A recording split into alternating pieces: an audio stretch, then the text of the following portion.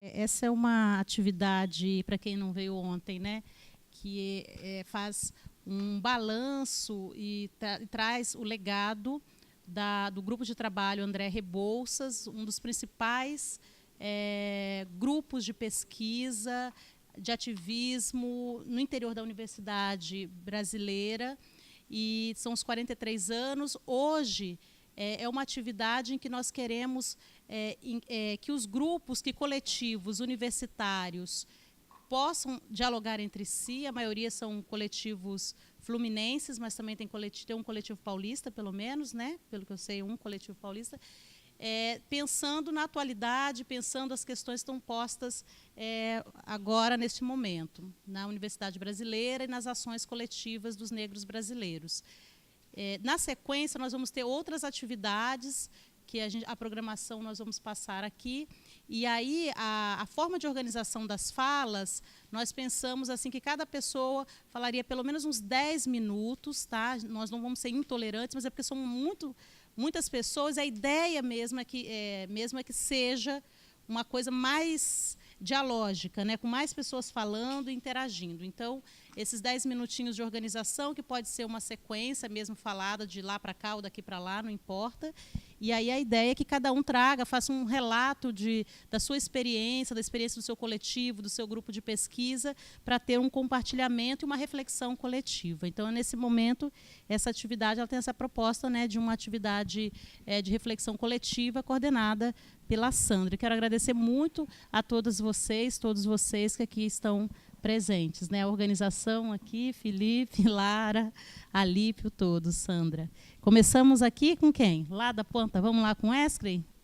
Boa tarde a todos e a todos. Eu sou Escrey, sou mestre em Sociologia, atualmente doutorando no Instituto de Estudos Sociais e Políticos da UERJ, e participo hoje do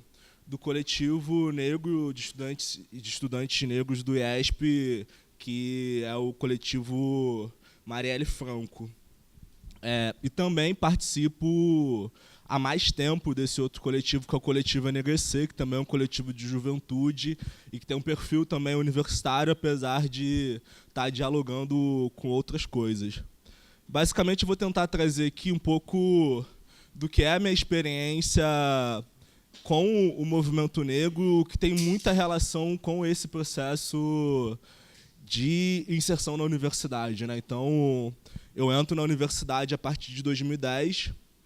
e a partir de 2011, 2012 eu encontro o movimento estudantil, e a partir dos debates do movimento estudantil, que naquele contexto em 2011 estava fazendo uma série de disputas com a sociedade sobre as políticas de ampliação do acesso à universidade. Então, naquele contexto ali, nós estávamos disputando o ProUni, o estabelecimento do FIES e, sobretudo, para a universidade pública, dois debates não pareciam muito importantes naquela época. Era a consolidação do REUNI, que era ampliação, expansão e mais investimentos nas universidades públicas, e a disputa por uma política de cotas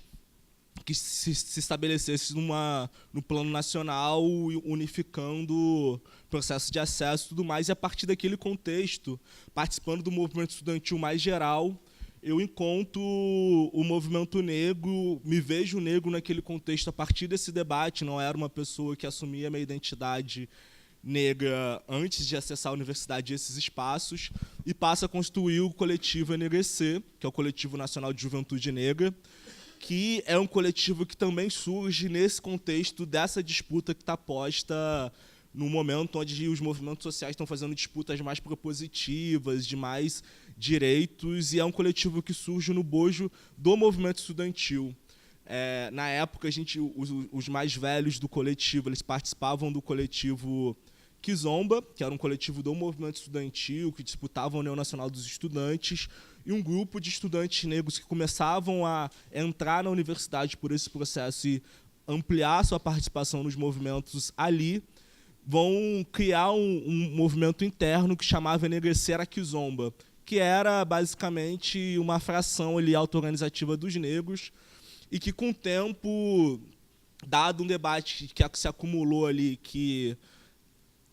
por a universidade também não ser o espaço onde a maioria da juventude negra, nós precisávamos de um coletivo que tentasse dialogar não só com a juventude universitária,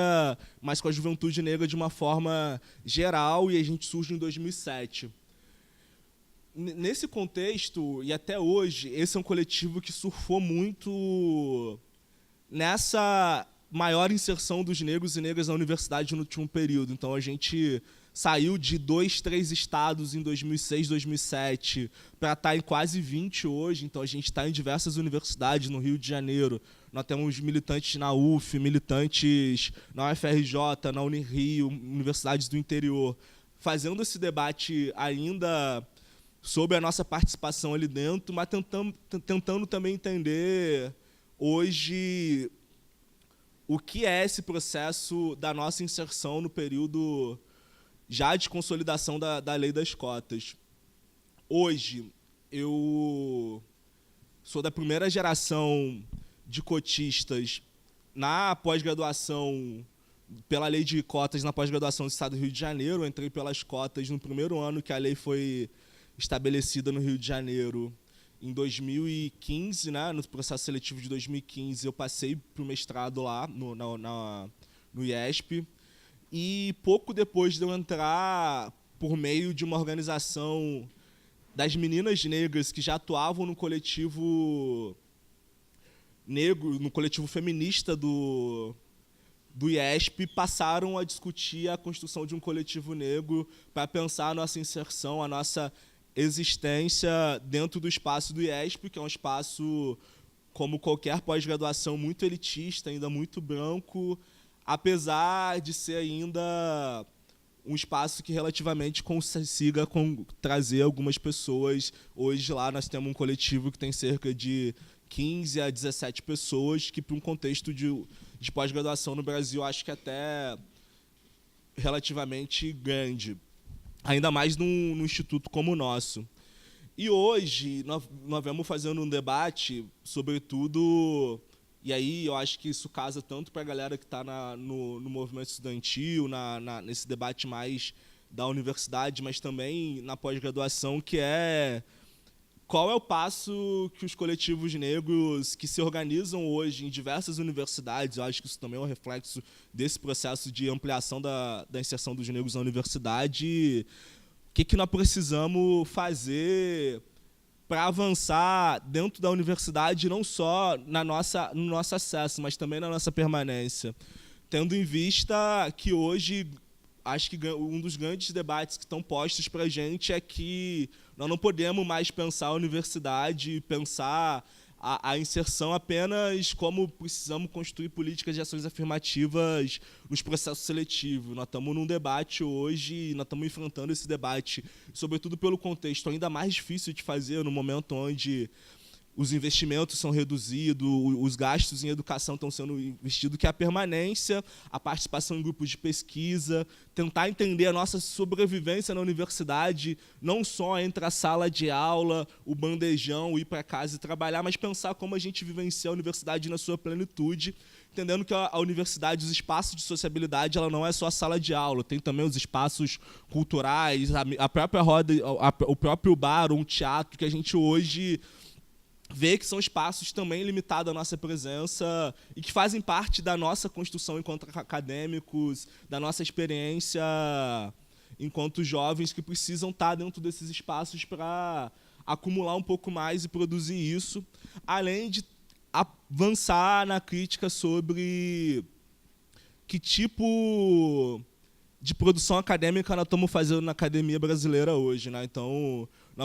tem um debate que surge muito importante, que é o resgate de autores e autores negros que foram apagados pela história, e dentro das ciências sociais nós temos diversos exemplos sobre isso, de grandes acadêmicos que foram apagados. Aí para a sociologia eu vou citar 2 aqui, que é a Virgínia Leone Bicudo e o Guerreiro Ramos, que são 2 grandes sociólogos que foram apagados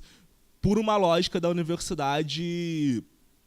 branca, elitista, que nos coloca num lugar ali apenas de objeto, não nos entende como sujeitos também, como pesquisadores, como protagonistas dessa universidade.